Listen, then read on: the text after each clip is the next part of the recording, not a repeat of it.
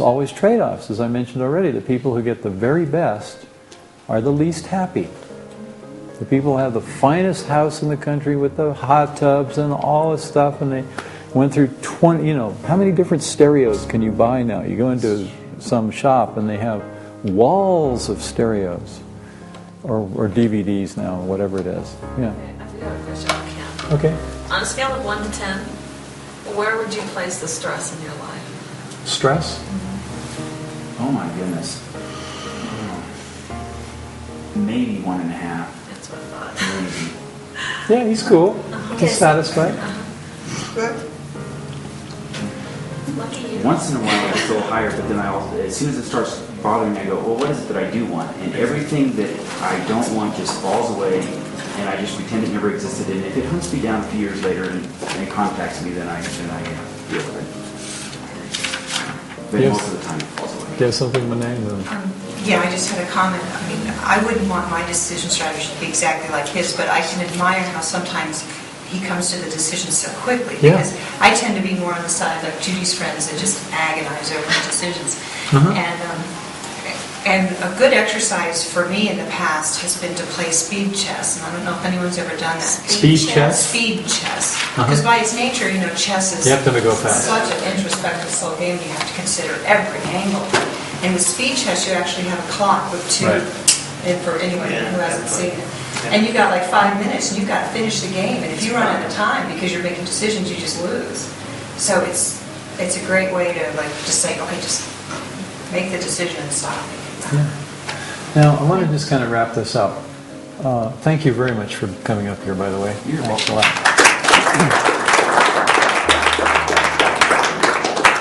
Isn't it fascinating to see how different someone else's process is?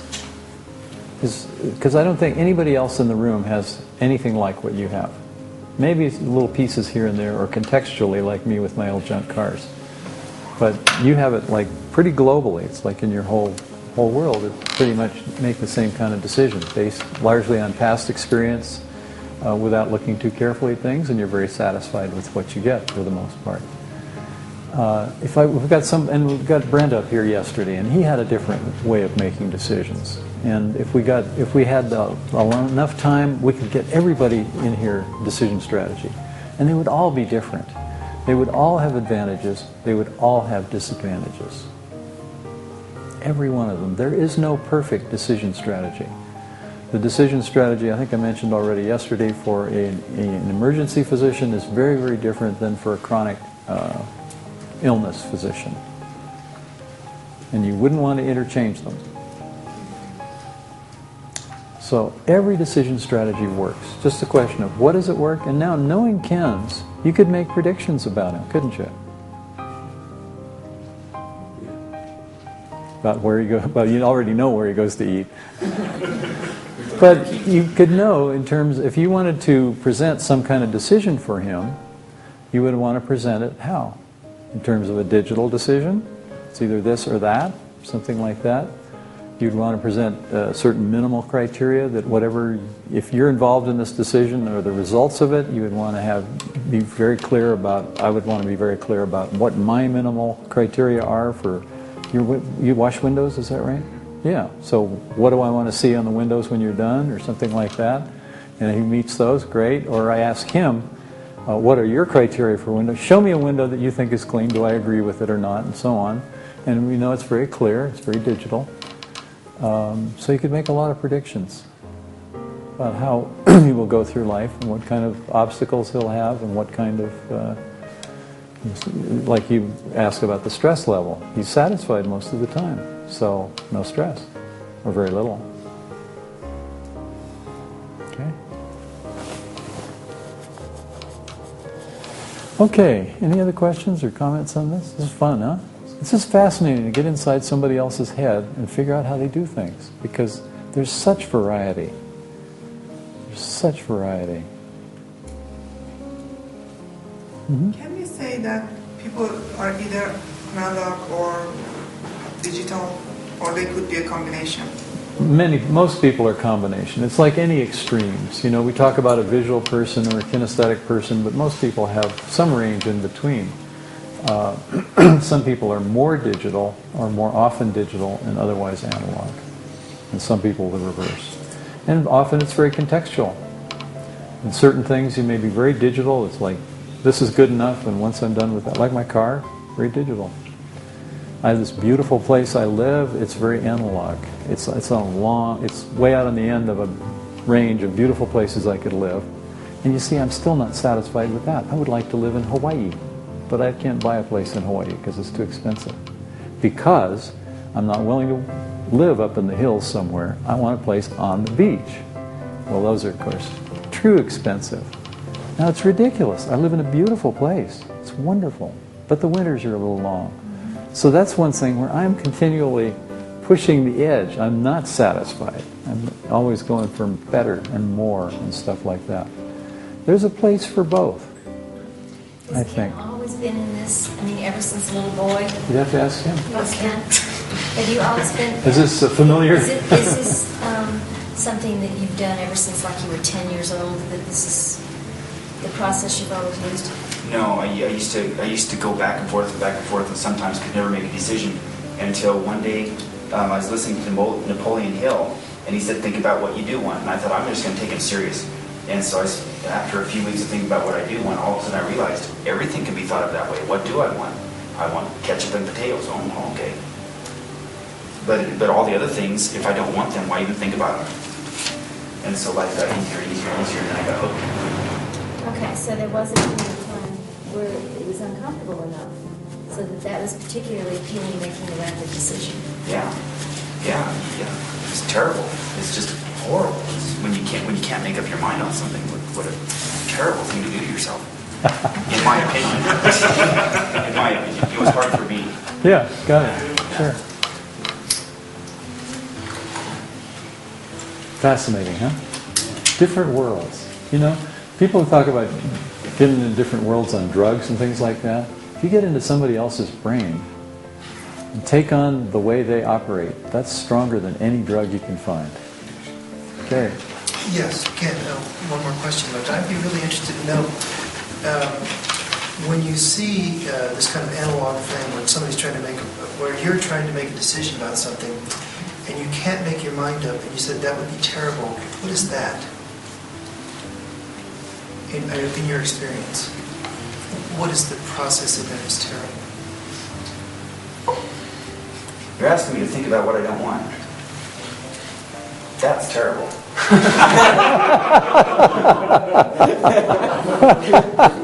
There's a stress involved when you just there's a stress involved with trying to think about something when you don't have when you don't know what you want. So he has to make a decision. Okay, so to get out of that stressful situation, you just decide what you want, and then it falls into a criteria. Do I want to go hiking up along the cliff or hiking along the beach? Well, both would be wonderful. Which one do I want? I want to be by the beach, okay. Or another day I might want to be up by the waterfalls on the cliff, okay. So I just decide what I do want and then just go do it. Very seldom disappointed. got it, thanks. Other people that are with me sometimes are. Maybe they want to go the other way, and then I say, well, you go do what you want, I'll go do what I want. And then it's up to them at that point to make up their own mind. And if they choose to be with me when they really wanted to be elsewhere, I figure that's their responsibility.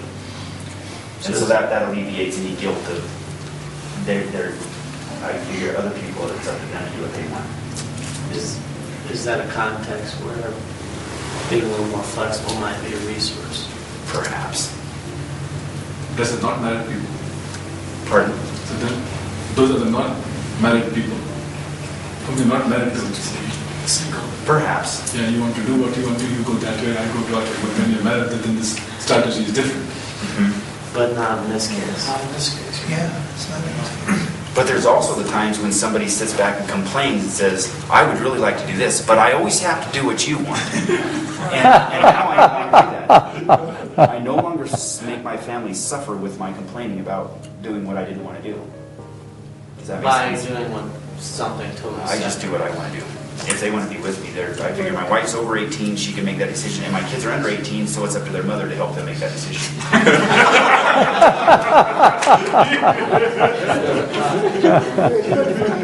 fine, but it might cause problems.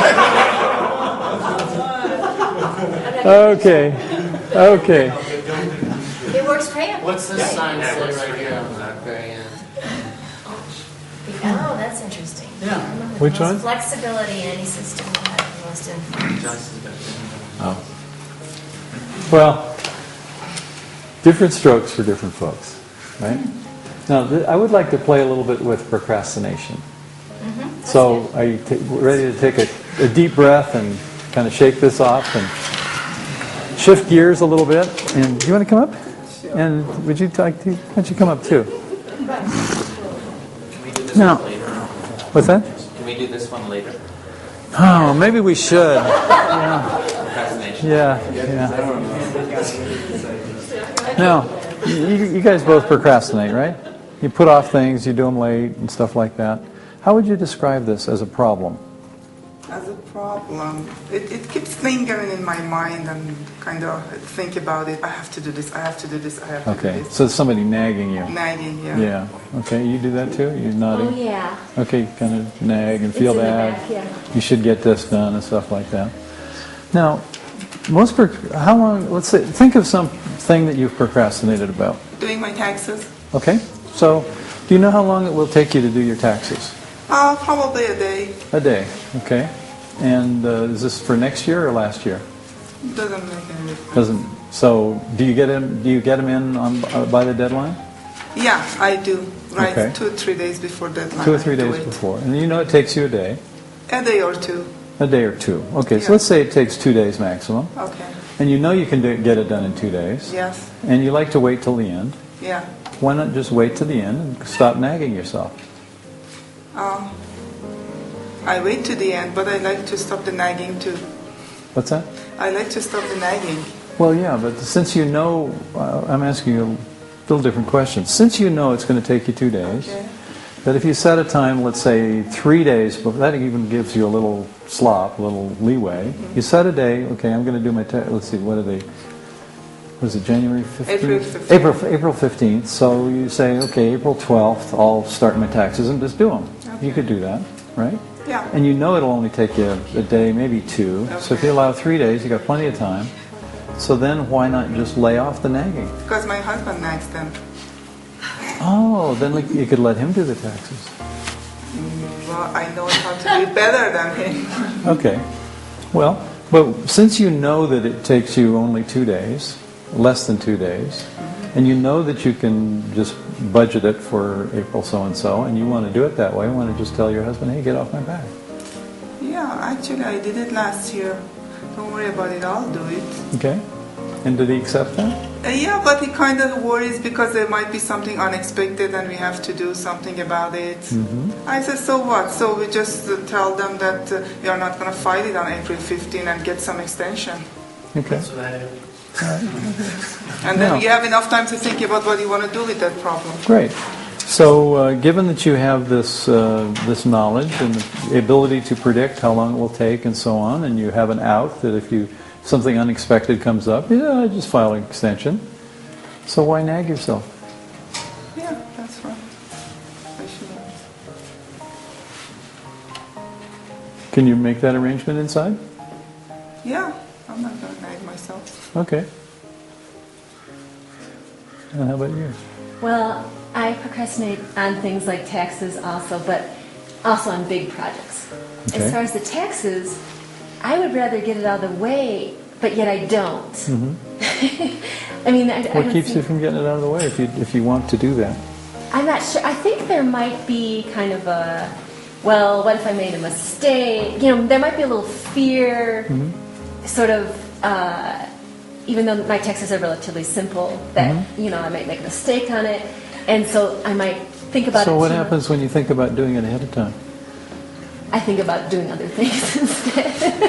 like, oh, I should do that. Oh, but today I'm going to do this and this. And then, you know, my work keeps me busy. And then the next thing I know, it's April Okay. 14th. Yeah. Okay.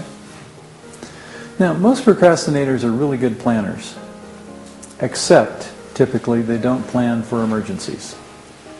And sometimes they don't think in a large enough scope. Let me give you some examples. Well, first I want to go somewhere else. Just think of a procrastination in general of all the different things you've put off, what are the